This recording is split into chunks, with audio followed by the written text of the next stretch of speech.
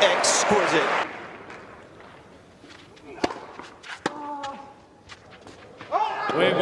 Alexander Zverev sweeps all before him in Madrid. An incredible week where he was thoroughly dominant. Et salut tout le monde, on va revenir ensemble sur la finale du Master 1000 de Madrid qui s'est terminée il y a peu de temps et qui a vu au final la victoire d'Alexander Zverev, le jeune allemand, en 2-7, 6-4, 6-4 face à Dominic Thiem en un peu plus d'une heure et quart de jeu, 1h18 pour être précise. Donc Zverev qui a été globalement plus dominateur dans cette partie face à un Dominic Thiem qui paraissait non pas fatigué mais qui a été beaucoup moins en réussite que lors de ses deux matchs précédents face à Nadal en quart et face à Anderson en demi. Thiem qui a fait beaucoup de fautes directes notamment en coup droit, il termine avec un ratio coup gagnant faute directe qui est négatif et qui a notamment donné lieu à 15 fautes directes en coup droit en un peu plus d'une heure et quart, c'est quand même beaucoup. Il a été loin derrière sa ligne souvent pour retourner les services, après il avait du mal à rentrer dans le terrain pour imposer ses frappes face à Zverev. Zverev lui a été très costaud comme je l'ai dit, il remporte là son troisième Master 1000, son deuxième sur terre battue.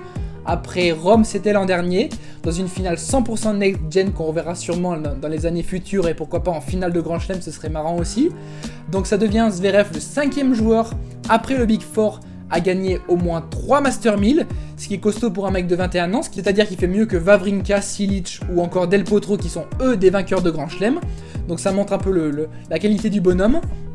Donc c'est surtout au niveau du service qu'il a été très performant.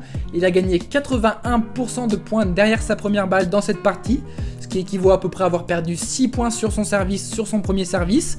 Il n'a pas été breaké du match et pas été breaké du tournoi, il a eu qu'une seule balle de break à sauver dans le tournoi, donc c'était assez phénoménal. Donc c'est pour ça qu'il a été notamment plus dominateur.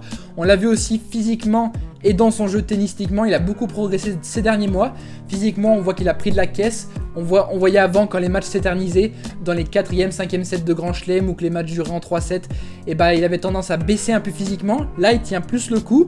Et aussi notamment au niveau de son jeu, il a modifié un petit peu son geste au service, ce qui lui permet d'avoir un service qui est un peu plus difficile à lire. Et au niveau de son coup droit, je vais pas dire qu'il a un coup droit meilleur que son revers, ce serait quand même assez malhonnête de ma part, mais il a quand même un coup droit qui s'est beaucoup amélioré. Donc il a tenu quand même la dragée haute à Thiem et ses grosses pêches et ses grosses pralines qu'il mettait. Donc la semaine qui arrive, là ça va être Rome.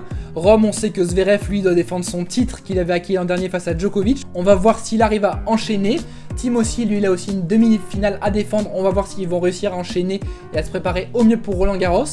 En tout cas, dites-moi en commentaire ce que vous avez pensé de ce match. Si vous pensez comme moi que ça n'a pas été un match fabuleux avec pas beaucoup de fulgurance, mettez un petit pouce bleu si la vidéo vous a plu, ça nous fera très plaisir. À vous abonner à notre chaîne et à cliquer sur la petite cloche aussi, c'est important pour pouvoir être notifié quand il y a une vidéo qui sort. On sort beaucoup de vidéos en ce moment, donc vous serez au courant de toute l'actu.